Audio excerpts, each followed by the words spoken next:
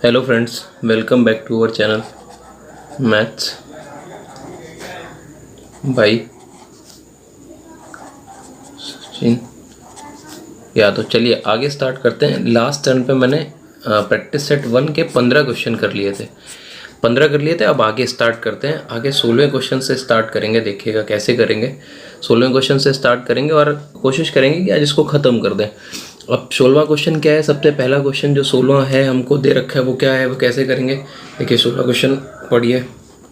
कह रहे हैं कि चतुर्भुज ABCD, क्वेश्चन दिख रहा होगा आपको। क्या कह रहा है? 16 क्वेश्चन कह रहा है चतुर्भुज ABCD में OA और OB कोण DAB कोण CBA के कोण समद्विभाजक है। मतलब समद्विभाजक का मतलब दो बराबर भागों में बांटते हैं। यदि कोण ADC 70 डिग्री दे रखा है और कोण BCD 80 डिग्री दे रखा है तो कोण AOB का मान क्या होगा। चलिए देखिएगा क्वेश्चन कैसे करेंगे। सबसे पहले हम चतुर्भुज बना लेते हैं ABCD। बना लीजिए भाई। ऐसे करके एक चतुर्भुज बनाया ABC और D। एक चतुर्भुज बना लिया ABCD। अब इसमें कह रहा है कोण DAB और कोण CBA के कोण DAB ये हो गया और कोण CBA ये हो गया। इन दोनों कोणों के समद्विभाजक का मतलब ये दोनों कोण में बराबर भागों में बांटेंगे। तो ऐसे करके मैं कोणों को बराबर ऐसे कर दे रहा हूँ, समद्विभाजक। अब आपको कुछ कोण गिवन है। कौन कौन सा कोण गिवन है? कोण ADC। ये कोण जो हमको गिवन है ये कितना गिवन है? 70 डिग्री, 70 डिग्री। और जो दूसरा कोण गिवन है वो मुझको कितना दे रखा है? 80 डिग्री। और ये वाला पॉइंट जो है ये हमको दे रखा है O। अब हमसे पूछ रहा है कि कोण AOB, इसका वैल्यू पूछ रहा है कि क्या होगा। चलिए देखिएगा कितना अच्छा क्वेश्चन है, इसको समझिएगा कैसे करेंगे। अच्छा, चतुर्भुज के चारों कोणों का जो योग होता है वो होता है 360 डिग्री। तो 80 और 70 कितना हो गया? 150। तो 360 में से अगर हमने 150 निकाल दिया तो बचा कितना? इन दोनों कोणों का योग हो गया 210 डिग्री। अगर ये दोनों कोण पूरे 210 डिग्री हैं तो ये आधे आधे, अगर हम 210 को 2 से डिवाइड कर दें तो बचा कितना? 105 डिग्री। तो इन दोनों कोणों का योग कितना आ गया? 105 डिग्री। अगर इन दोनों कोणों का योग 105 डिग्री है और ये एक त्रिभुज है तो त्रिभुज के तीनों कोणों का योग कितना होता है? 180। तो अगर 180 से हम 105 डिग्री लेस कर देंगे तो जो बचा हुआ कोण आ गया कितना आ गया? 75 डिग्री। ये मुझे कौन सा कोण मिल गया? कोण AOB। कोण कितना मिल गया? 175 डिग्री। फिर से समझिएगा, कुछ नहीं करना, बड़े आसानी से हो जाएगा। ये 70 डिग्री, ये 80 डिग्री, हो गया 150। तो ये बचा पूरा कितना? 210। लेकिन ये आधा आधा है, इस वजह से पूरा अगर हम आधा कर देंगे तो इन दोनों कोणों का योग आ जाएगा। 210 को 2 से भाग दिया, 105 डिग्री। त्रिभुज के तीनों कोणों का योग होता है 180। 180 में से 105 घटा देंगे तो जो बचा हुआ, ये इन दोनों का योग 105 है, घटा दिया तो बचा कितना? 75। यही आपका आंसर हो गया। 16 का आंसर क्या हो गया? यही हो गया। अब देखिएगा 17 नंबर कैसे करेंगे, देखते जाइए। 17 बहुत अच्छा क्वेश्चन है। 17 भी क्वेश्चन पढ़ रहा हूँ आपके सामने, देखते जाइएगा। कह रहा है एक बर्तन जिसकी क्षमता 2 लीटर है। एक बर्तन जिसकी क्षमता कितनी दे रखी है? 2 लीटर, जिसमें 25% अल्कोहल है। और दूसरा बर्तन जिसकी क्षमता 6 लीटर, उसमें 40% अल्कोहल है। कुल 8 लीटर तरल को एक 10 लीटर क्षमता वाले बर्तन में डाल दिया जाए और बर्तन के शेष भाग को पानी से भर दिया जाए तो मिश्रण में नई सांद्रता क्या होगी। देखिए कितना अच्छा क्वेश्चन है, इसको कैसे अटेम्प्ट करेंगे देखिएगा। 2 लीटर क्षमता का जो बर्तन है मेरे पास, 2 लीटर, इसमें जो दे रखा है वो दे रखा है कि 25%, इसमें अल्कोहल कितना है? 25%। अगर 25% अल्कोहल है तो बचा हुआ वाटर हो गया, पानी हो गया, तो वो कितना हो गया? 75%। दूसरा बर्तन है 6 लीटर का, सॉरी दूसरा जो जिस बर्तन है जिसकी क्षमता, उसमें अल्कोहल कितना है? इसमें अल्कोहल है 40% और पानी कितना बचा? 60%। अब आगे देखिएगा कितना बढ़िया क्वेश्चन बन रहा है। अब कह रहा है कुल, अच्छा ये कुल तरल हो कितना रहा है? 8 लीटर। चलो इसको अगर हम 10 लीटर वाले बर्तन में डाल देंगे तो 2 लीटर जगह खाली बचेगी। जो 2 लीटर जगह खाली बचेगी वहाँ पे मुझे डालना पड़ेगा पानी। तो 2 का 25% निकाल लीजिए तो कितना हो गया? 25%, ये हो गया आपका 2 लीटर का 25%, 0.5 लीटर अल्कोहल हो गया। बचा हुआ 1.5 लीटर क्या बचा? पानी। यहाँ से निकाला तो 2.4 लीटर हो गया अल्कोहल और बचा जो हमारा 3.6 वो क्या बचा? पानी। तो देखा जाए जो 8 लीटर का तरल पदार्थ प्राप्त हुआ उसमें जो हमारा अल्कोहल हो रहा है वो कितना है? 2.9। 2.9 अल्कोहल है। अब पूछ रहा है कि नए सांद्रण में, अब जो 2 लीटर बचा वहाँ पे हम क्या मिलाएंगे, पानी मिलाएंगे। अब हमसे पूछ रहा है कि नया जो सांद्रण तैयार हुआ वो पूरा कितना है, 10 लीटर, और हमसे पूछ रहा है कि उसमें अल्कोहल का परसेंटेज बताना है। अल्कोहल तो 2.9 ही रहेगा पूरे 10 पे, तो 0 से 0 काट दीजिए। तो नया जो अल्कोहल है उसमें सांद्रण अल्कोहल का कितना है, 29%। ये हमारा 17th हो गया। अच्छा क्वेश्चन है। 17th नंबर इस तरीके से करेंगे, आ गया होगा मेरे ख्याल से समझ में। अगर नहीं आया तो एक बार फिर से समझा देते हैं क्या करना है। 2 लीटर था, इसमें अल्कोहल 25% था, वाटर 75% था, 0.5 अल्कोहल, 1.5 हो गया आपका वाटर। इसमें 6 लीटर वाले में अल्कोहल था 40%, तो 2.4। अब देखो पूरा अल्कोहल ये 0.5 और 2.4, इन दोनों को अगर हम मिला देंगे तो टोटल अल्कोहल 2.9 हुआ। लेकिन अब जो नया मिश्रण तैयार हुआ वो 10, क्योंकि 10 लीटर का बर्तन है उसमें 2 लीटर मिलाया जा रहा है, वो पानी ही मिलाया जा रहा है, अल्कोहल नहीं मिला रहे हैं। तो 2.9 है। अब 10 पे इंटू 100 कर दिया, तो जो अल्कोहल का सांद्रण आ गया, जो परसेंटेज आ गया वो कितना आ गया, कंसंट्रेशन आ गया वो 29%। ये इस सवाल का आंसर हो गया। अब 18th नंबर देखिएगा। 18th भी अच्छा क्वेश्चन देखिए कैसे करेंगे। 18th बहुत आसान है, देखिएगा कैसे करेंगे। क्वेश्चन पढ़िए, पहले क्वेश्चन पढ़िए क्या कह रहा है। पार्टनरशिप का क्वेश्चन है। 18th नंबर जो क्वेश्चन है वो किसका है, पार्टनरशिप का। कह रहा है ए, बी और सी क्रमशः व्यापार में 5,000, 6,000 और 4,000 रुपये के निवेश के साथ एक व्यापार शुरू करते हैं।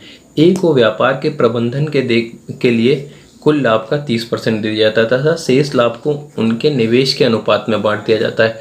यदि एक वर्ष के अंत में ए को बी और सी की कुल राशि से 200 रुपये अधिक मिलता है तो कुल लाभ ज्ञात कीजिए। देखिए कैसे करेंगे, यहाँ पे समझते जाइएगा कैसे करेंगे। A B C, A B और सी। ए ने लगाया 5,000, बी ने लगाया 6,000 और सी ने लगाया आपका 4,000। देखिएगा कितना बढ़िया क्वेश्चन है। इन्होंने इतना इतना लगाया तो इनका जो पूंजी लगा वो किस रेशियो में लगा, 5, 6 और 4। ये ए बी सी की पूंजी 5:6:4 के अनुपात में लग गई। अगले में क्या कह रहा है, ए को व्यापार के प्रबंधन के लिए कितना मिलता है, 30%। 30% मिलता है, मतलब 30% का मतलब हो गया आपको 3/10 भाग मिलता है। व्यापार के प्रबंधन के लिए कितना मिलता है, 3/10 भाग। अब थोड़ी देर के लिए यहाँ पे ध्यान दीजिएगा, ये 6, 5, 11, 4, 15 और 3%, 30% मतलब 3/10, 15, ये 10। ये तो मैंने थोड़ी देर के लिए इनका जो टोटल प्रॉफिट मान लिया वो अपनी तरफ से कितना मान लिया, 15 और 10 का देख लीजिए, इनका मल्टीप्लाई को थोड़ी देर के लिए मान लेते हैं। तो लेट 115 प्रॉफिट मान लिया, 150 प्रॉफिट मान लिया मैंने थोड़ी देर के लिए अपनी तरफ से 150 मान लिया। अब देखते जाना। अब देखिए कितना आसानी से कर ले जाओगे आप। ए को व्यापार के प्रबंधन के लिए कितना मिला है, 30%। अगर 30% मिला है तो 30% मिला तो 150 का 30% कितना हो गया, 45। तो ए को कितना मिला लाभ, 45। ए को कितना मिला, 45। चलिए अगला देखिए आगे क्या कह रहा है। ए को व्यापार शेष लाभ उनकी पूंजी के अनुपात में बांट दिया जाता है। चलो शेष लाभ कितना बचा भाई, 150 में 45 निकल गया तो बचा आपका कितना, बचा आपका 105। 105 अगर बचा तो 105 अब इनकी पूंजी के हिसाब से बांट दीजिए। 6, 5, 11, 4, 15, 7, तो ये आपका एक के हिस्से में ये आ गया 35। और अब जो बचा वो तो पूरा बी और सी का हो गया लाभ। बचा कितना, 35 निकल गया 105 में से, सो कितना एक्स्ट्रा बचा, 70। तो ए बी का टोटल जो लाभ हो रहा है वो कितना हो रहा है, 45 और 35 को जोड़िए, 5, 5, 10, 80। यहाँ से कितना ज़्यादा हो रहा है लाभ, 10। और सवाल में कितना ज़्यादा है, 200। तो 10 का वैल्यू कितना मिल गया हमको, 200। अब हमको चाहिए कितने का वैल्यू, 150 का, क्योंकि लाभ हमने कितना माना है, 150। 10 का, यहाँ से लाभ 10 ज़्यादा, तो 10 का वैल्यू जो हमको गिवन है वो दिख रहा है 200। अब हमने जो प्रॉफिट माना था वो 150 माना था, तो 15 का इधर मल्टीप्लाई किया और 15 का इधर, तो 150 का वैल्यू जो मिल गया वो कितना मिल गया, 15 दूनी 30, 3,000। जो आपका सही आंसर है वो कितना हो गया, 3,000। एक बार फिर से समझिए, बहुत अच्छा क्वेश्चन है, कुछ भी नहीं, आसान सा क्वेश्चन। कह रहा है ए बी सी 5,000, 6,000 और 4,000 रुपये लगा के स्टार्ट करते हैं। कह रहा है ए को व्यापार का देखभाल करने के लिए 30% मिलता है, मतलब 3/10। तो 6, 5, 11, 4, 15 ये और 10 ये, तो 150 मैंने थोड़ी देर के लिए पूरा एलसीएम करके मान लिया इसका। मान लिया अब ए को 30% मिलता है तो 150 का 30% मतलब 45 ये मिल गया। तो बचा कितना, 105। 105 पूंजी के हिसाब से बांटोगे तो ए के हिस्से में कितना आ गया, 35, ये 15 की वैल्यू 105, 1 की वैल्यू 7, 7 पना 35 और बचा हुआ 105 में से 70 पूरा किसका हो गया, बी और सी का। यहाँ से कितना ज़्यादा हो रहा है, ए टोटल 80, बी और सी 70, ए ज़्यादा हो रहा है 10 बी और सी से। 10 की वैल्यू 200 सवाल में गिवन है, तो 150 की वैल्यू कितनी हो जाएगी, 3000। ये आपका आंसर हो गया 18 नंबर का। चलिए आगे बढ़ते हैं। 19 नंबर देखिएगा कैसे करेंगे, बहुत अच्छा क्वेश्चन है। 19 नंबर भी देखिएगा, 1 मिनट। देखिए 19 नंबर क्या कह रहा है, अब आपको इसमें निकालना है, एक व्यंजक दे रखा है, इसमें इकाई का अंक देखना है, कैसे निकालेंगे। क्या दे रखा है, 823 आपके सामने स्क्रीन पे दे रखा है सवाल, 933 फैक्टोरियल इंटू 777 की होल पावर आपको दे रखा है 223 फैक्टोरियल, और ये जो दे रखा है ये दे रखा है 838 की होल पावर जो दे रखा है ये दे रखा है आपको 123 फैक्टोरियल। अब देखते जाइएगा कि कैसे करेंगे। अच्छा, ये one of the best question है, इकाई का अंक निकालना है, यूनिट डिजिट निकालने का। अच्छा, यूनिट डिजिट में जिसने पढ़ रखा है, जिसने नहीं पढ़ा, मैं थोड़े से पॉइंट्स आपको बताता हूँ। कोई भी देखिए, यहाँ पे 3 दे रखा है, यहाँ 7 दे रखा है, 8, ये सारे वो उस रूल्स पे हैं कि 4 से डिवाइड करने के बाद जो शेष बचेगा उससे इकाई का अंक देखेंगे। तो हमेशा याद रखिएगा 3 फैक्टोरियल से बड़ा, 3 फैक्टोरियल से बड़ा कोई भी फैक्टोरियल होगा वो 4 से पूरा पूरा डिवाइड होता है। ये 4 से पूरा पूरा डिवाइड होता है, ये भी 4 से पूरा पूरा डिवाइड है, और ये भी 4 से पूरा पूरा डिवाइड है। अगर पूरा पूरा डिवाइड है तो सबकी पावर 4 रख के हमें इकाई का अंक देखना है। इसमें यहाँ पे इकाई का अंक 3 है, ये 7 की पावर 4 कर दिया, और यहाँ पे 8 की पावर 4 कर दिया। 3 की पावर 4 3 3 9, 3 स्क्वायर 9 और 9 के स्क्वायर 81, तो वहाँ से एक आ गया। 7 का स्क्वायर 49 और वहाँ पे भी स्क्वायर, तो भी यहाँ से भी कितना आ गया 8। 8 का स्क्वायर होगा 64 और 4 का स्क्वायर करोगे लास्ट, तो ये इतना आ गया 6। तो फाइनली जो हमारा आंसर आया वो कितना आ गया 6। फाइनली जो हमारा आंसर आया इसका, वो यूनिट डिजिट का आंसर कितना आ गया 6। One of the best question है। 19th के बाद 20th पे आ जाइए। 20th क्या है देखिएगा, पढ़िए क्वेश्चन क्या कह रहा है। 20th भी अच्छा क्वेश्चन, 20th भी अच्छा क्वेश्चन। क्या दे रखा है, 7 7 7 7 100 टाइम्स दे रखा है। पूछ रहा है इसको 13 से डिवाइड करेंगे तो रिमाइंडर क्या बचेगा। देखिए इस तरीके से क्वेश्चन दे रखा है, ये आपको दे रखा है 100 टाइम्स। देखिए क्वेश्चन दिख रहा होगा आपको, 100 टाइम्स दे रखा है। कह रहा है इसको अगर हम 13 से डिवाइड करेंगे तो रिमाइंडर क्या आएगा, रिमाइंडर क्या आएगा। अच्छा, यहाँ पे थोड़ी सी एक छोटी सी जानकारी देंगे हम आपको, बहुत बढ़िया ध्यान दीजिएगा कि पहले भी बताया कि जैसे ही 1001 ये दे रखा है, ये जो है ये आपका 7 से भी डिविजिबल होता है, 11 से भी होता है और 13 से, इन तीनों से डिविजिबल होता है।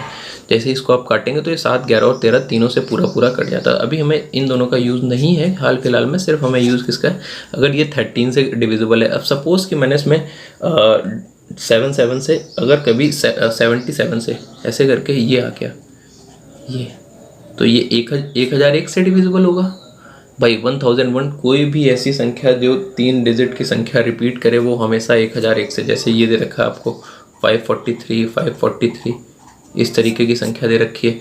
ये संख्या 1001 से हमेशा डिविजिबल होगी। अगर 1001 से डिविजिबल हो रही तो 7, 11 और 13 से भी डिविजिबल होनी चाहिए। तो ये जो संख्या होगी ये आपकी किससे डिविजिबल होगी, 13 से भी डिविजिबल होगी क्योंकि 1001 से। तो अगर ये 6 बार लिखा है और 13 से डिविजिबल है तो 6 का मल्टीपल कितना हो गया 96, 16 छक्का 96। तो अगर 777 ऐसे करके 96 टाइम्स लिखा होता तो ये पूरा पूरा डिविजिबल हो जाता 13 से, फुल्ली डिविजिबल हो जाता। ये क्या हो जाता, पूरा पूरा डिविजिबल हो जाता है। यहाँ पे लिख रहा हूँ फुल्ली डिविजिबल हो जाता। अच्छा, फुल्ली डिविजिबल अगर 96 के बाद कितना एक्स्ट्रा बच रहा है 4, तो 4 बार 777 एक्स्ट्रा बच रहा है। अगर इसको 13 से डिवाइड करके रिमाइंडर बता दीजिए तो वही रिमाइंडर बचेगा। तो करिए वही डिवाइड, 13 पचे 65, 12 13 9 117 बचा 10, ये हो गया 13 8 104। तो जो फाइनली आपका रिमाइंडर बचा डिवाइड करने पे वो कितना बच रहा है 3। यही इस क्वेश्चन का क्या हो जाएगा आंसर। ये बहुत अच्छा सवाल है भाई, मेरे ख्याल से समझ में आ गया होगा। ऐसा कुछ भी नहीं है कि जो ना समझ में आए। 20th भी आ गया होगा। अब बात करते हैं 21 की। 21 भी बहुत अच्छा क्वेश्चन है, ऐसा कुछ कठिन नहीं है, आसानी से कर ले जाओगे आप। देखना 21 क्या कह रहा है। 21 पे आ जाइए। 21 देखिए क्या कह रहा है, आप पढ़िए। एक बड़ी सी 2 संख्याएं दे रखी हैं, बड़ी सी 2 संख्याएं दे रखी हैं। क्या दे रखी है, एक का संख्या दे रखी है 8315945 और इनटू दूसरा क्या दे रखा है फिर से लगभग 8315945 7। ये पूछ रहा है इसमें से क्या जोड़ें कि ये आपका पूर्ण वर्ग बन जाए। अब इस तरीके का क्वेश्चन कभी भी बन जाए, देखो यहाँ पे क्या हो रहा है, एक छोड़कर एक संख्या ले रहे हैं, तो एक छोटे से एग्जांपल से इनको कर सकते हैं। कैसे एग्जांपल से कर सकते हैं, मान लो मैंने एक संख्या को 1 ले लिया और दूसरी को 3 ले लिया, 3 एकम कितना हो गया, एक छोड़ के एक ये था तो ये भी छोड़ के ले लिया, एक तें कितना हो गया 3। 3 में क्या जोड़ें कि एक स्क्वायर बन जाए, तो 3 में एक जोड़ेंगे तो 4 पूरा, एक एक स्क्वायर। फिर दूसरा भी ले लेते हैं, एक 3 ले लिया एक 5 ले लिया, मैंने 5 तें कितना हो गया 15। 15 में कितना जोड़ेंगे, तब भी एक, मैंने 2 ले लिया, एक 2 ले लिया, दूसरा 4 ले लिया, 2 चौको कितना हो गया 8। अभी भी कितना जोड़ रहे हैं, एक छोड़कर दुनिया की कोई भी संख्या ले लीजिए, वहाँ से इसका आंसर निकलेगा। खैर वो नहीं करना चाहते तो एक मैंने सोचा इनके बीच में एक संख्या है तो उसको मैंने थोड़ी देर के लिए x मान लिया। अगर x है तो ये हो गई आपकी x-1 और ये हो गई आपकी x+1। ये बेसिक बताते हैं, बेसिक क्या हो रहा है। तो जैसे इनका मल्टीप्लाई करेंगे तो x-1 ये x² - 1 बन रहा है। अगर आपको इसको होल स्क्वायर बनाना है तो आपको एक ऐड करके इसको उड़ा दें तो x² बचा, वो होल स्क्वायर बचा, तो हमने कितना ऐड किया प्लस का 1। वही मैंने यहाँ पे भी आपको दिखाया, तो कितना ऐड करने पे ये होल स्क्वायर बन जाएगा, प्लस का 1 ऐड करने पे। मेरे ख्याल से ये 21 भी समझ में आ गया होगा। अगर 21 समझ में आ गया तो अब बात करते हैं 22 की। 22 देखिए, 22 भी अच्छा क्वेश्चन है। 22 कैसे करेंगे, पढ़िए, ये थोड़ा सा लेंदी क्वेश्चन है, देखिए कैसे करेंगे। चलिए 22 पढ़िए क्या कह रहा है क्वेश्चन। 22 में कह रहा है कि बड़े आसानी से समझिएगा, कह रहा है 2 लोग P और Q एक ही बिंदु A से बिंदु B की ओर चलना आरंभ करते हैं। A और B के बीच की दूरी 60 किलोमीटर है। P की चाल Q से 4 किलोमीटर प्रति घंटा कम है।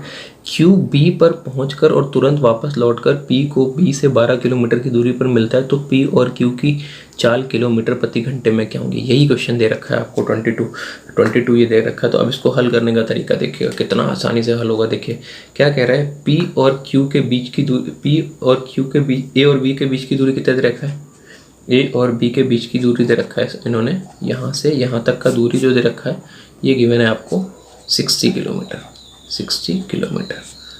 अब यहाँ से ही एक आदमी P चलता है और दूसरा आदमी क्या चलता है, Q चलता है। अब कह रहा है कि इसमें P की चाल Q से, P स्लो चल रहा है Q से, तो भाई Q ने क्या किया, Q B पर पहुँचकर तुरंत वापस लौटता है।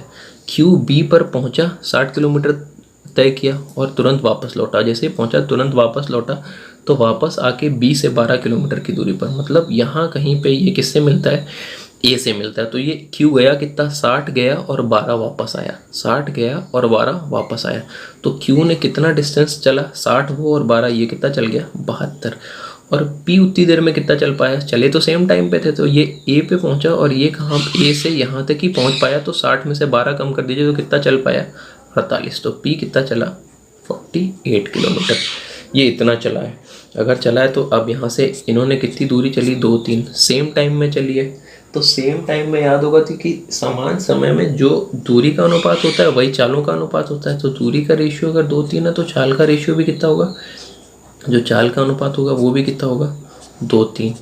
यहाँ से कितनी कम दिख रही है चाल P की Q से, 1, और सवाल में कितनी कम दिख रही है 4। तो 1 का वैल्यू कितना हो गया 4। अगर 1 का वैल्यू 4 है तो 2 का कितना होगा 8 और 3 का कितना होगा 12। ये इनकी चालें हो गई, 8 किलोमीटर प्रति घंटे और 12 किलोमीटर प्रति घंटे। बड़ी आसानी से आपने इसको 22 नंबर क्वेश्चन को भी कर लिया। कुछ नहीं करना, एक छोटा सा दिमाग लगाना तो और बड़े प्यार से आपका आंसर लग गया। तो 22 भी मेरे ख्याल से समझ में आ गया होगा। अब बात करते हैं 23 की। 23 देखिए, 23 नंबर देखिए, 23 क्वेश्चन पढ़िएगा क्या कह रहा है क्वेश्चन। बड़ा अच्छा क्वेश्चन है, थोड़ा सा लेंदी लग रहा है पढ़ने में, लिखने ऐसा कुछ है नहीं, आसान सा क्वेश्चन है। कह रहा है A B C एक साथ मिलकर किसी काम को 10 दिन में पूरा करते हैं, जबकि C केवल प्रथम 3 दिन में तब तक काम का 37/100 भाग पूरा करता है। 4 दिन में B जितना काम करता है उतना ही A 5 दिन में करता है। ज्ञात कीजिए कि C अकेले इस काम को कितने दिन में पूरा करेगा। तो बड़ा आसान है, A B C मिलकर तीनों काम पूरा काम कितने दिन में कर रहे हैं, A B C तीनों मिलके कितना दिन में पूरा काम कर रहे हैं, 10 दिन में। 10 दिन का समय लेते हैं तीनों पूरा काम करने में। चलिए भाई ठीक है, अब इसने आगे बढ़ते हैं। तो अब क्या कह रहा है, दूसरी लाइन, एक छोटी सी लाइन, 4 दिन में B जितना काम करता है उतना ही कितने दिन में करता है, 5 दिन में। तो छोटे छोटे से पॉइंट्स निकाल लीजिए। 4 दिन में B जितना काम करता है उतना ही काम C कितने दिन में करता है, A कितने दिन में करता है, 5 दिन में। तो यहाँ से B और A की क्षमताओं के अनुपात कितने बन गए, 5 और 4। 5 और 4 बन गया, मतलब बी जितने दिन में 5 काम करता है, ए उतने दिन में कितना काम करता है, 4 काम करता है। ये पता चल गया। अच्छा चलिए, इतना पता चल गया। अब आगे आगे अगली लाइन पढ़िए। अब कह रहा है कि जबकि सी केवल प्रथम 3 दिन काम करता है, तब तक काम का 37/100 भाग पूरा हो जाता है। 37/100 भाग पूरा हो जाता है, मतलब 37/100 का मतलब है, 37/100 का मतलब है कि 100 में से कितना काम हो जाता है, 37 काम पूरा हो जाता है। तो अच्छा, यहाँ से एक काम समझिएगा कि ए और बी एक दिन में कितना काम करते हैं, 9। तो 3 दिन में ए और बी ने कितना काम किया होगा, अगर एक दिन में 9 काम करते हैं तो 3 दिन में कितना किया होगा, ये ए बी सी ने किया है 37/100 भाग 3 दिन में, ए बी सी ने 3 दिन में किया है। तो अगर ए बी सी ने 3 दिन में 37 काम किया है, ए और बी 9 काम कर रहा है एक दिन में, तो ए बी तीन दिन में कितना करेंगे, ए बी 3 दिन में कितना करेंगे, 27, और काम हुआ कितना है, 37। अगर ए बी 3 दिन में 27 करेंगे तो सी ने 3 दिन में कितना काम किया, सी ने 3 दिन में कितना काम किया, 3 दिन में काम किया सी ने 3 दिन में 10 काम, कितना काम किया, 10 काम। अब हमसे पूछ रहा है कि सी अकेले इस काम को, पूरा काम हमने कितना मान रखा है, 100। अगर सी 3 दिन में 10 काम कर रहा है तो दोनों तरफ अगर हम 10 का मल्टीप्लाई कर दें तो सी 100 काम कितने दिन में करेगा, कितने दिन में करेगा, 30 दिन में। 100 काम कितने दिन में करेगा, 30 दिन में। यही इसका क्या हो गया, आंसर। एक बार फिर से समझिएगा, एक बार फिर से। ए बी सी पूरा काम कितने दिन में कर रहे हैं, 10 दिन में। और उसने कहा है कि 37/100 भाग ए बी सी ने कितने दिन में किया है, 3 दिन में। बी 4 दिन में उतना ही काम करता है जितना ए 5 दिन में करता है। तो यहाँ से बी और ए की क्षमता आ गई 5 और 4, मतलब बी एक दिन में 5 काम करता है और ए एक दिन में कितना करता है, 4। तो दोनों मिलके एक दिन में कितना काम करते हैं, 9। अगर एक दिन में 9 करते हैं तो ए और बी मिलके 3 दिन में कितना करते हैं, 27। 3 दिन में हुआ कितना है, 37, और करते कितना है, 27। अगर 27 करते हैं तो बचा कितना काम, 10। तो मतलब सी 3 दिन में 10 काम करता है तो 100 काम कितने दिन में करेगा, 30 दिन में। सीधे सीधे से ये इस क्वेश्चन का क्या हो गया, आंसर हो गया। मेरे ख्याल से ये समझ में आ गया होगा। चलिए 24 नंबर पे आते हैं। 24 नंबर समझिएगा। 24 कैसे करेंगे, देखिए 24 भी अच्छा क्वेश्चन। देखिए 24 नंबर, अब देखिए 24 कैसे करेंगे, क्वेश्चन पढ़ते हैं। एक दुकानदार द्वारा 5 किलोग्राम मक्खन 300 रुपये में खरीदा गया। एक दुकानदार द्वारा 5 किलोग्राम मक्खन 300 रुपये में खरीदा गया। 1 किलोग्राम मक्खन बिकने योग्य नहीं, मतलब बिकने योग्य नहीं मतलब ख़राब हो गया। वैसे इस मक्खन को इस प्रकार बेचता है कि उसे 10% की हानि होती है। उसने कितने रुपए प्रति किलोग्राम की दर से मक्खन बेचा था। हमको ये बताना है कि उसने कितने रुपए प्रति किलोग्राम की दर से मक्खन बेचा था। चलिए देखिए यहाँ पे समझिए। तो अब बहुत आसान है। उसने 5 किलोग्राम मक्खन कितने में ख़रीदा है, 5 किलोग्राम मक्खन खरीदा 300 रुपये में, 300 रुपये में। 1 किलोग्राम मक्खन भाई बेचने में ख़राब हो गया, मतलब बेचने लायक नहीं रहा। तो 5 किलोग्राम में अगर 1 किलोग्राम बेचने लायक नहीं बचा तो बेचने लायक कितना बचा, 4 किलोग्राम। और उसे पूरा बेचने में लॉस कितने का हो गया, 10%। तो 300 पे 10% का लॉस हो गया तो 30 रुपये का लॉस हो गया। तो मतलब पूरा इसने 270 कितने में बेचा है, 270 रुपये में। 270 रुपये में 4 किलोग्राम बेचा तो 1 किलोग्राम कितने का बेचा, 4 × 24 67.5। देखो 240, 30 बचा, 7.5 रुपये एक्स्ट्रा। तो कितने रुपए का बेचा, 67 रुपये पर केजी। इतने रुपए प्रति किलोग्राम इसने क्या किया, सेल किया। बड़ा आसान क्वेश्चन था, देखने में थोड़ा सा टिपिकल लग रहा था बट बहुत आसान क्वेश्चन था। मेरे ख्याल से समझ में आ गया होगा। चलिए आगे बात करते हैं। अब बात देखते हैं क्वेश्चन नंबर 25। 25 क्या कह रहा है, बहुत आसान 25। देखिए क्या कह रहा है। मेरे ख्याल से अटेम्प्ट करना चाहिए भाई, पढ़ाई नहीं करेंगे तो काम नहीं चलेगा। पढ़ाई करते रहिए। मैं देख रहा हूँ जितने लोग, सिर्फ मैं उनकी बात कर रहा हूँ जितने लोग वीडियो देख रहे हैं, कि आप लोग करते रहो, मैं पूरी हेल्प करूँगा। आप कमेंट में बताओ मुझे, मेरे पास मैसेज करके बताओ कि ये प्रॉब्लम आ रही है, मुझे ये टॉपिक पढ़ना है। ये प्रैक्टिस सेट के साथ साथ अब मैं कोई नया टॉपिक भी उठा लूँगा। मैं सोच रहा हूँ कि एक तरफ से स्टार्ट करते हैं तो नंबर सिस्टम, फिर LCM SCF उनको स्टार्ट करते हैं। तो अगर ऐसा कुछ है कि कुछ ऐसा कोई नया टॉपिक पढ़ना चाह रहे हो तो हमको वो भी बता दो, क्योंकि जिस हिसाब से मैं देखता हूँ कि बहुत कम लोग व्यूज़ करते हैं, कि शायद ऐसे है कि जो ग्रुप के बच्चे हैं उतने ही नहीं व्यूज़ कर रहे हैं, शायद ऐसा कुछ भी है। तो करते रहिए, ये बहुत अच्छे क्वेश्चन है और जिनको अच्छी प्रैक्टिस है उनके लिए तो ये बहुत अच्छा है। चलिए 25 देखिएगा। 25 क्या कह रहा है, कह रहा है वस्तुओं पर कितने प्रतिशत अधिक मूल्य अंकित किया जाए।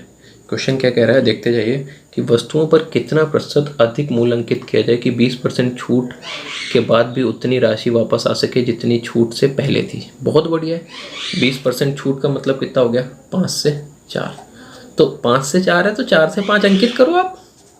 अगर 5 से 4 की छूट दे रहे हो तो 4 से 5 आप अंकित करो, तो आराम से आपको पहले वाला मूल मिल जाएगा। कितना बढ़ा के अंकित कर रहे हो, 1 कितने पे 4 इंटू कितना कर दीजिए 100, तो आंसर कितना हो गया 25%। ये इसको करने का बहुत बेहतर तरीका है।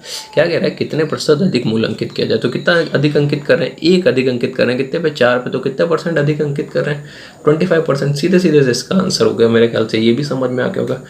आप बात करते हैं 26 क्वेश्चन की, तो ये एक एडवांस मैथ का क्वेश्चन है 26। एडवांस मैथ का मतलब आपका ट्रिग्नोमेट्री का क्वेश्चन है। देखिए आपके सामने है 26। क्या कह रहा है क्वेश्चन कि cos 18 माइनस का sin 18, cos 18 माइनस का sin 18, ये जो गिवन है आपको, ये कितना गिवन है √2 sin a। ठीक है भाई, ये गिवन है। और हमसे जो पूछ रहा है वो क्या पूछ रहा है, tan 5a plus cot 5a plus sin 5a और प्लस cos 5a। ये इतना पूछ रहा है भाई। अब ये सवाल कैसे करोगे भाई, थोड़ा सा दिमाग लगाना पड़ेगा कि कैसे किया जाए। तो एक काम करते हैं यार, कुछ नहीं, एक छोटा सा पॉइंट पकड़ लेना, सवाल बड़े प्यार से लग जाएगा।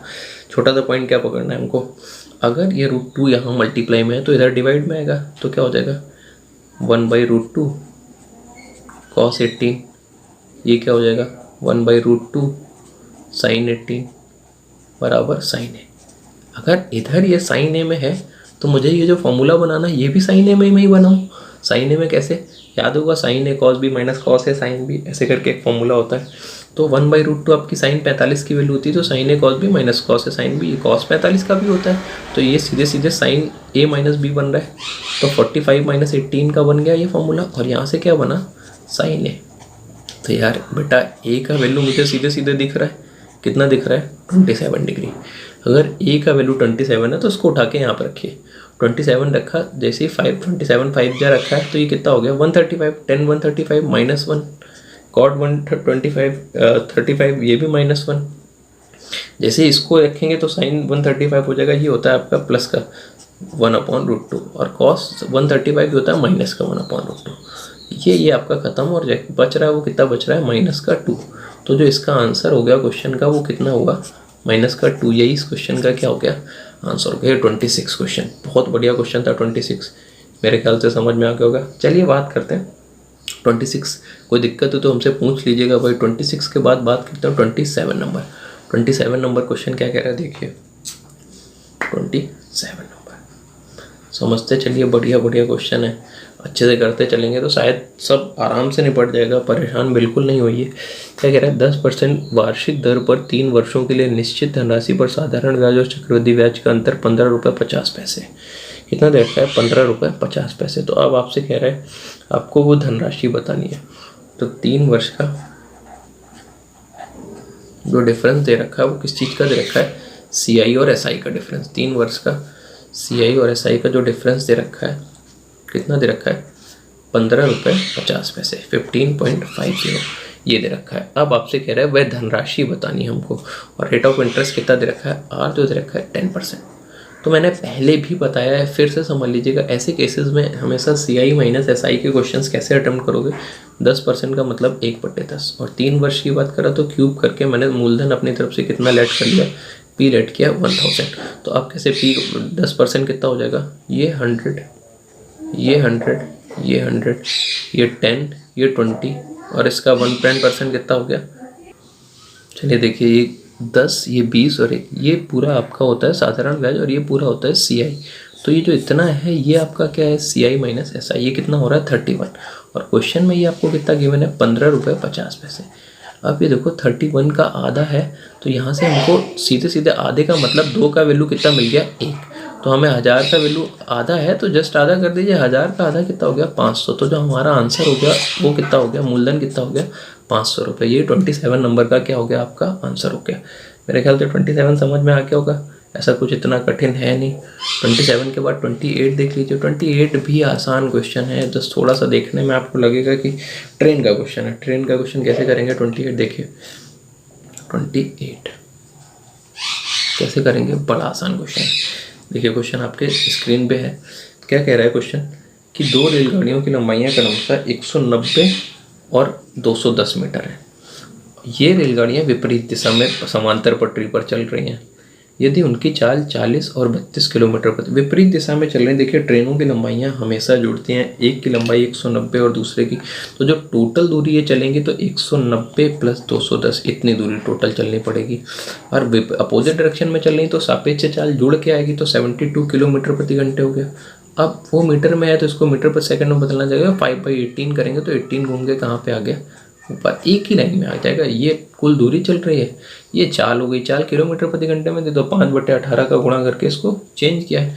तो जैसे ही इसको हल करेंगे 18 एकम 18, 18 चौको 72, जैसे ये 4 पंचे 20 ऊपर हो रहा है आपका 400, 400/20 तो कितना सेकंड आ गया, 20 सेकंड। यही आपका सही क्या हो जाएगा, आंसर हो जाएगा। कितनी देर में पार करेंगे, 20 सेकंड में। 28 का आंसर हो गया। ये बहुत अच्छा क्वेश्चन है। आते हैं 29 नंबर क्वेश्चन, समझेंगे कैसे करेंगे।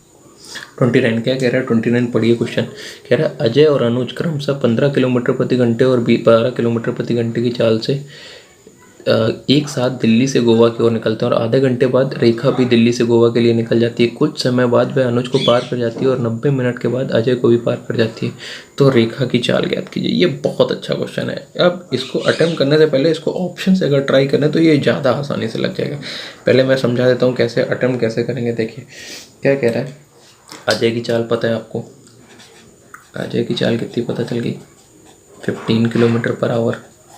और अनुज की कितनी पता चल गई, 12 किलोमीटर पर आवर, ये पता चल गई। अब कह रहा है कि ये एक साथ दिल्ली से गोवा की ओर निकलते हैं और आधे घंटे बाद रेखा भी दिल्ली से गोवा। तो इनके निकलने के बाद आधे घंटे बाद कौन निकलती है, रेखा।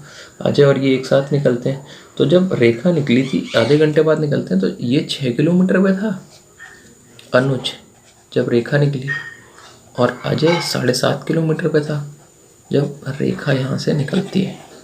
जब रेखा निकली तो ऐसा कुछ हो गया था। अब कह रहा है कि कुछ समय बाद वह अनुज को पार कर जाती है और 90 मिनट के बाद अजय को भी पार कर जाती है। तो ऑप्शन फर्स्ट से चेक करते हैं। 18 किलोमीटर प्रति घंटे है कि 18 की चाल से चलेंगे तो देखते जाना कितनी देर, भाई आधे घंटे बाद निकली तो ये 6 किलोमीटर में है। तो अगर 18 की चाल से चलेंगे तो 90 मिनट के बाद वह अजय को पार करती है। अजय को पार करने वाले पे ज़्यादा ध्यान देते हैं। तो 90 मिनट मतलब 1.5 घंटे में। तो 1.5 घंटे में अजय कितना चला, 15 के हिसाब से 22.5 चला। अगर 18 की चाल से चलेगी तो ये कितनी चल जाएगी, 27 चल जाएगी। तो पहली वाली चाल से ही ये पार कर जा रहे हैं। अगर पार कर जा रहे हैं तो इसका जो सही आंसर होगा वो क्या हो जाएगा, 18 किलोमीटर प्रति घंटे। यही इस क्वेश्चन का क्या हो गया, आंसर हो गया। बड़े प्यार से आप 29 नंबर को इस तरीके से लगा सकते हैं और ऑप्शन से करिए, ये ज़्यादा आसान रहेगा। 29 के बाद 30 पे आ जाइए। आसान सा क्वेश्चन है 30 नंबर। देखिए 30 कैसे करेंगे, बिल्कुल बेहद आसान क्वेश्चन। क्या दे रखा है, 1/20, 1/30। ये एक सिंप्लीफिकेशन का क्वेश्चन। 1/20, 1/30, 1/42, 1/56, ऐसे करके डैश डैश डैश लास्ट वाला ले लेते हैं। 1/132 दे तो सारे रखे हैं। तो ऐसे सवालों को करने के लिए मैंने शॉर्टकट सिखाया है। ये क्या हो रहा है आपका 4x5, ये क्या हो रहा है आपका 5x6, ये आपका क्या हो रहा है 6x7, और ये आपका ऐसे ही देखोगे तो 11x12। अब यहाँ से पहला वाला उठाइए और यहाँ से आखिरी वाला उठाइए। तो ये क्या हो गया, 1/4 माइनस 1/12। अगर इनके बीच के डिफरेंसेस ज़्यादा होते तो जितना होता उससे डिवाइड करते हैं, बट ज़्यादा है नहीं तो डिवाइड करने का कोई ज़रूरत नहीं है। 4 और 12 का एलसीएम कितना आ गया, 12। तो ये 12 और ये 12 एकम 12 तो 1। तो फाइनली जो आपका आंसर आ रहा है वो कितना बन रहा है, आपका आंसर 1/6। यही इस क्वेश्चन का क्या हो गया, आंसर। बेहद आसान क्वेश्चन है। 30th बड़े प्यार से लगा जाएगा। अब 30 के बाद बात करते हैं 31। देखिए कितना आसान क्वेश्चन 31। देख लीजिए, कोशिश करते हैं कि आपकी पूरी शीट हो जाए आज तो अच्छा रहेगा। 31 क्या कह रहा है, देखते जाइए। 31 कह रहा है साइन थीटा। देखिए जिनको प्रैक्टिस करनी है उनके लिए बहुत अच्छी चीज़ है कि सारी चीज़ें आपको एक बार रिमाइंड हो रही हैं। सेक 30 प्लस थीटा बराबर कितना हो रहा है 1। ये दे रखा है। जहाँ पे कह रहा है जो थीटा लाई कर रहा है आपका वो कहाँ से कहाँ तक में लाई कर रहा है, 0 से 60 के बीच में। ये क्वेश्चन में आपको पॉसिबिलिटी दे रखी है। चलिए ठीक है, 0 से इसके बीच में लाई कर रहा है। तो अब थोड़ा सा दिमाग लगाइए। यहाँ से साइन थीटा बराबर, अगर ये सेक थीटा उधर जाएगा तो क्या हो जाएगा, अपॉन में कॉस थीटा। क्या हो गया, cos 30 plus theta. Cos 30 plus theta, और साइन थीटा बराबर कॉस थीटा अगर कभी भी दे रखा है, मैंने पढ़ाया भी है, साइन थीटा बराबर या जो भी दे रखा है, तो इन दोनों का सम हमेशा आपका 90 के बराबर होगा, इन दोनों का योग हमेशा किसके बराबर होगा, 90। तो जोड़ लीजिए, तो 2 थीटा प्लस 30 बराबर कितना हो गया, 90। तो थीटा बराबर यहाँ से सीधे सीधे आपका कितना डिग्री आ गया, 30 डिग्री। और आपसे जो पूछ रहा था वो पूछ रहा था कि हमको वैल्यू चाहिए, देख लीजिए क्वेश्चन में क्या कह रहा है, sine theta plus cos 2 theta की। तो साइन 30 का वैल्यू कितना हो गया, 1/2, और ये जैसे रखेंगे तो ये भी 1/2, 1/2 और 1/2 कितना हो गया, 1। तो जो फाइनली आपका आंसर आया वो कितना आ गया, 1। तो 31 का जो आंसर आएगा वो कितना आएगा, 1। 31 के बाद अब 32 पे आ जाइए भाई, 32 देख लीजिए। देखिए 32 कैसे करेंगे, देखिए क्या कह रहा है क्वेश्चन, पढ़िए। 32 अच्छा क्वेश्चन है, थोड़ा सा अच्छा है, बहुत अच्छा नहीं बट थोड़ा सा देखिए कैसे करना कैसे, ये देखिएगा। ए की पावर x जो आपको गिवन है वो गिवन है x plus y plus z की पावर y।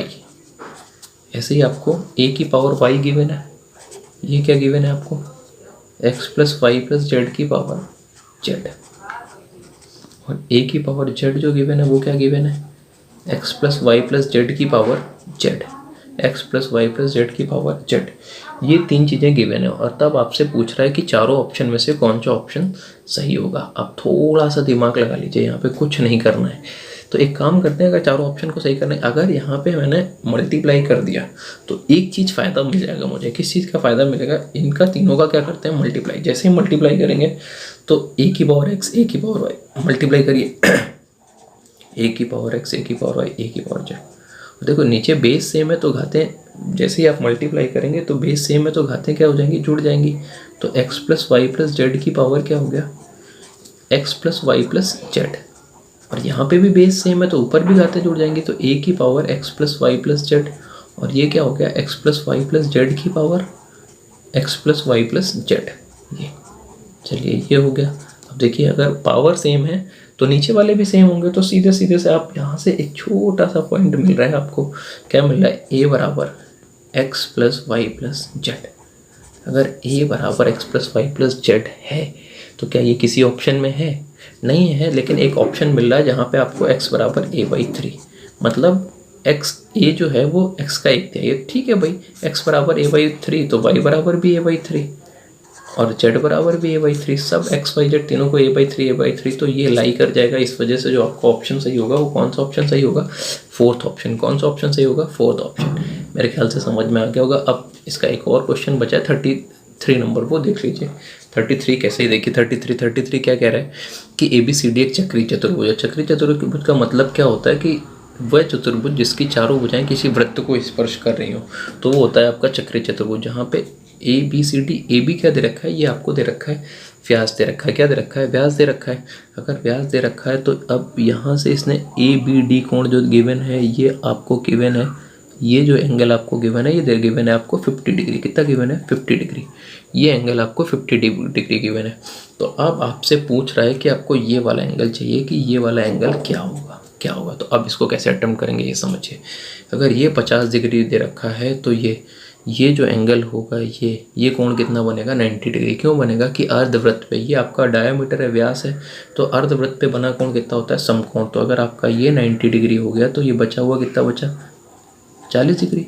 ये 90, 50, 140, ये त्रिभुज बन रहा है इतना, 90, 50, 140, तो बचा कितना, ये 40। अगर 40 है तो इसके सामने वाला ये चतुर्भुज है तो ये कितना हो गया, 140। ये 140 है। अब एक और लाइन इसने बोली है कि BC और CD बराबर हैं, तो ये अगर लेंथ बराबर है तो इनके सामने के कोण भी बराबर होंगे, तो ये दोनों आपके जो होंगे एंगल भी बराबर होंगे। तो इस वजह से जो आपका एंगल आएगा वो कितना डिग्री आएगा, आंसर 20 डिग्री। थोड़ा सा छोटा हो गया, इस वजह से इसको ध्यान देना। थोड़ा सा एक बार दोबारा से रिपीट कर दे रहे हैं, किया कैसे, अटेम्प्ट कैसे किया। ये आपको जो एंगल गिवन है ये गिवन है आपको 50 डिग्री। कितना गिवन है, 50 डिग्री। अगर ये 50 है और ये व्यास है तो यहाँ से ये जो कोण बना ये 90 हुआ, क्योंकि अर्धवृत्त पे बना कोण समकोण होता है। ये 90, ये 50, 140 हो गया। अगर ये 90 और 50 मिला के 140 हो गया तो बचा कितना, ये 40 हो गया। कितना हो गया, ये 40। अगर ये 40 है तो इसके सामने वाला कितना हो गया 140। 140 तो अब ये जो त्रिभुज है, त्रिभुज की तीनों भुजाओं का, तीनों कोणों का योग 180 होता है। तो अगर ये 140 है तो जो बचा है BC और CD बराबर है, इस वजह से ये कोण भी बराबर होंगे। BC और CD जो है, BC ये और ये भुजाएं बराबर हैं तो उनके आमने सामने के कोण भी बराबर होंगे। तो 40 को 2 बराबर भागों में बांट दो तो ये एंगल हमको कितना मिल गया 20 डिग्री, और हमको यही एंगल चाहिए था। तो जो आंसर हो जाएगा वो कितना हो जाएगा 33। थोड़ा सा छोटा लग गया, इसको समझ लीजिएगा, नहीं समझ में आया तो हमसे बताइएगा, जूम करके देख लीजिएगा, हो जाएगा। 34 पे आ जाइए। 34 कैसे करेंगे? 34 देखिए, 34 थोड़ा सा आसान क्वेश्चन, कुछ नहीं करना, थोड़ा सा दिमाग लगाना है, बस थोड़ा सा दिमाग लगाइए। 34 में क्वेश्चन पढ़िए क्या कह रहा है। यदि साइन थीटा और cos theta ax² minus bx plus c बराबर 0 के मूल है, मूल का मतलब क्या दे रखा है, रूट्स हैं के मूल है, तो कह रहा है कि निम्नलिखित में से कौन सा कथन सत्य होगा। Sine theta ax² minus bx plus c बराबर 0 ये दे रखा है कि मूल है, तो निम्नलिखित में से कौन सा कथन सत्य होगा। तो देखिए बड़े आसानी से कैसे करेंगे। मूल दे रखा है तो इसके मूलों का योगफल, तो साइन थीटा मूल रूट्स दे रखे हैं, मूल जो दे रखे हैं वो क्या दे रखे हैं, साइन थीटा और कॉस थीटा। तो मूलों का योग sine theta plus cos theta क्या हो जाएगा आपका, माइनस का b बाई ए, और sine theta into cos theta क्या होगा आपका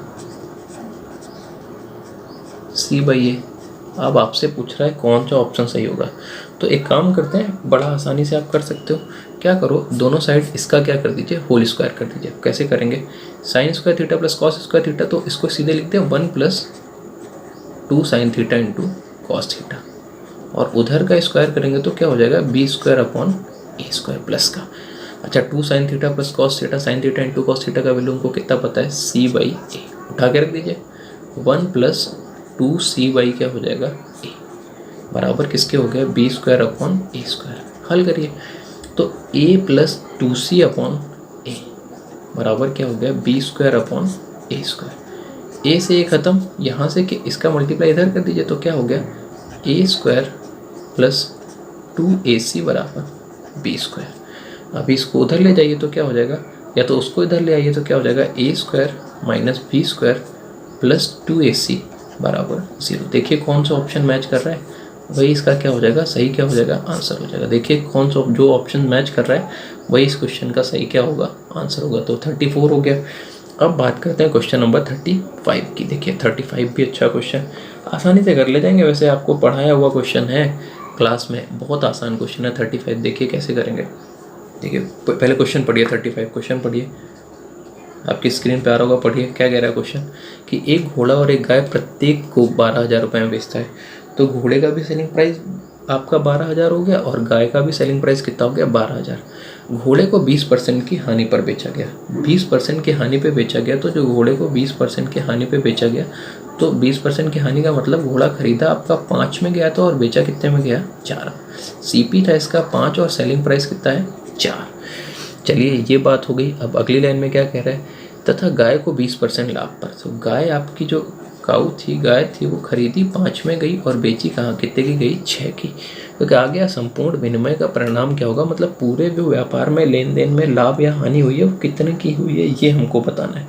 तो देखिए भाई एक बात याद रखिए कि अगर दोनों को 12,000 रुपये में बेचा गया तो दोनों का सेलिंग प्राइस सेम होना चाहिए। क्या यहाँ पे सेलिंग प्राइस सेम है, नहीं सेम है तो हम सेलिंग प्राइस सेम करेंगे। तो 6 और 4 का एलसीएम कितना आता है 12। तो इसमें 3 का गुणा कर दें तो इसमें भी 3 का करना पड़ेगा, इसमें 2 का कर दें तो इसमें भी 2 का कर दिया। अब देखिए, अब हमारा घोड़े का जो CP हो गया वो 15 हो गया और गाय का जो CP हो गया वो 10 हो गया, और सेलिंग प्राइस दोनों का ही कितना हो गया 12। तो अब आपने टोटल चीज़ें जो खरीदी हैं वो कितने की खरीदी भाई, आपने खरीदी 25 की हैं और बेची कितने की हैं 24 की। अब आपको यहाँ पे फ़ायदा हो रहा है कि नुकसान आपको साफ साफ दिखाई दे रहा है कि 1 का नुकसान हो रहा है, और 12 का वैल्यू हमें हर एक का सेलिंग प्राइस 12 का वैल्यू 12,000 दे रखा है, तो 1 का वैल्यू कितना है 1,000। तो हमको यहाँ लॉस कितने का हो रहा है 1 का, तो 1 का वैल्यू 1,000 है, तो हमें जो लॉस हो रहा है वो कितने का हो रहा है 1,000 का हमको क्या हो रहा है लॉस हो रहा है। क्या हो रहा है लॉस, यही हमारा आंसर हो गया। कितने रुपए का लॉस हो गया 1,000 रुपये का लॉस हो गया। चलिए 36 पे आ जाइए। 36 देख लीजिए कैसे करेंगे। 36 क्वेश्चन नंबर 36 देखिए, बड़ा बढ़िया क्वेश्चन है, कह रहा है सेक 20 प्लस कॉट 36 कह रहा है ₹1092 को 3 वर्षों की 12% की साधारण ब्याज की दर से 3 किस्तों में अदा करनी है। तो देखिए बड़ा आसान है भाई, कैसे करेंगे इसको, 2 तरीके करने के आसानी से, चाहे तो 12% को ब्रेक करके कर लीजिए, चाहे ऐसे कर लीजिए। 1092 का ऋण था और किस दर से, 3 वर्षों में 12% की दर से, 12% की। चलिए ठीक है, पहले भी बताया पहली किस्त को ऐसे ही रखिए, दूसरी किस्त पे 1 साल का इंटरेस्ट तो 112 हो गया 100 पे, और दूसरी बार 124 2 साल का इंटरेस्ट, तो टोटल मिला के कितना हो रहा है 336, और इसका जो वैल्यू होगा वो कितना 1092 पूरा ये हो गया। तो एक का वैल्यू देखिए, यहाँ से इसको जब हल करेंगे तो काट लीजिए 1092 अपॉन 336, तो डिवाइड करेंगे तो ये आ जाएगा 3.25, कितना आएगा 3.25। तो आप 100 का वैल्यू निकाल लीजिए, कितना हो जाएगा 325 रुपये, कितना हो जाएगा 325, यही 36 का आपका आंसर हो जाएगा कि प्रत्येक किस्त का मान कितना होगा, हर वार्षिक किस्त इसकी कितनी होगी 325 रुपये की। ये हो गया आपका 36 नंबर। तो मेरे ख्याल से 36 भी समझ में आ गया होगा। अब बात करते हैं 37 पे, अब बात करते हैं 37। अच्छा क्वेश्चन है, 37 कैसे करेंगे ये ध्यान देने लायक कीजिए। 37 देखिए कैसे करेंगे। 37 बढ़िया क्वेश्चन है, दिमाग लगा के रखिएगा। देखिए आपकी स्क्रीन पे क्वेश्चन आ गया होगा। 37 क्वेश्चन क्या कह रहा है, ऐसे करके क्वेश्चन दे रखा है, सेक 20 प्लस कॉट 70 प्लस 1, और दूसरा दे रखा है कॉसेक 20 माइनस 1070 माइनस 1। अब इतने पूरे का वैल्यू पूछ रहा है, क्या होगा। अब इस सवाल को करने के लिए थोड़ा सा दिमाग खर्च करिए। दिमाग कैसे खर्च करिए भाई, इसको कैसे हल करेंगे। आपको ना 70 का वैल्यू पता है ना 20 का, और चेंज करने में बड़ा टाइम लग जाएगा। तो एक छोटा सा दिमाग मैं देता हूँ आपको अपनी तरफ से। क्या करते हैं, सबको थोड़ी देर के लिए 70 में चेंज कर लेते हैं। एक छोटा सा इसको 70 में चेंज करेंगे तो इसको सेक 20 को कॉसेक 70 लिख सकते हैं। कॉसेक 70 हो गया 70 में, प्लस कॉट 70, कॉसेक 20 है, इसको किस में चेंज कर सकते हैं, ये हो जाएगा आपका सेक 70। ये 1070 आपको गिवन है, और माइनस कितना पता है 1। अब एक काम करते हैं, छोटा सा एक मैंने अपनी तरफ से ट्रायंगल माना, जिसमें ये कोण मैंने मान लिया 70 डिग्री। अब कोई भी ऐसे ट्रिपलेट उठा लीजिए, इसको 3 मान लीजिए, इसको 4 मान लीजिए, इसको क्या मान लिया 5, अपनी तरफ से 3 4 क्या मान लिया 5। अब कुछ नहीं, बड़े आसानी से करते जाइए। अगर आप कॉसेक 30 यूज़ कॉसेक 70 लगाएंगे, कॉसेक 70 का मतलब हो गया कर्ण बटे लंब, तो ये कितना हो गया आपका 5/4, प्लस जैसे ही आपने कॉट 70 लगाया तो ये आपका 3/4 आधार बटे लंब, प्लस 1 कर दीजिए। ऐसे ही उधर से वैल्यू रख के आइए, तो ये हो जाएगा सेक्स, ये 5/3 माइनस 4/3 माइनस का 1 हल कर लीजिए। ये 5 3 8/4, तो ये हो गया 2 1 3, और जैसे ही करेंगे 5 में 4 1/3 माइनस 1, तो कितना हो जाएगा माइनस का 2/3। 3 से 3 क्या हो गया, ख़त्म हो गया। ये कितना आ गया माइनस का 2, और यही आपका इस क्वेश्चन का क्या हो जाएगा, आंसर हो जाएगा। बहुत बढ़िया क्वेश्चन है भाई, जितने लोग भी अगर दिमाग लगा रहे हो तो ज़रूर लगाओ, ये बहुत बेहतर क्वेश्चन है। मेरा ख्याल से 37 भी समझ में आ गया होगा। तो चलिए 37 समझ में आ गया तो 38 पे आ जाते हैं। तो चलिए 37 तक रखेंगे। अब बचे हुए जो 12-13 क्वेश्चन बचे हुए वो मैं आपको नेक्स्ट वीडियो में बना के दे दूँगा। क्यों, क्योंकि वीडियो का लेंथ थोड़ा ज़्यादा लंबा हो जाता है, नहीं तो फिर इस वजह से इतना रखते हैं कि आप लोग एक बार में अच्छे से देख सकें, और अपलोड करने में भी कोई दिक्कत ना हो, अच्छी क्वालिटी में अपलोड हो जाता है। चलिए भाई, तो थोड़ा सा ध्यान दीजिए, मेहनत करते रहिए घर पे। अगर कोई समस्या है तो मैंने पहले भी बताया, फिर से बता रहा हूँ कि आप मेरे कांटेक्ट में रहिए। कोई क्वेश्चन नहीं समझ में आ रहा, कोई भी दिक्कत हो रहा तो मुझे बताइए। एक बार इसको जितने भी क्वेश्चन करा रहा हूँ अच्छे से करिए, बहुत इंपॉर्टेंट क्वेश्चन है। आगे मैं आपको नए टॉपिक पे कोई एक नया टॉपिक भी लेके आऊँगा, ठीक है। ध्यान रखिए, अगर कोई दिक्कत है तो ज़रूर बताइए। धन्यवाद।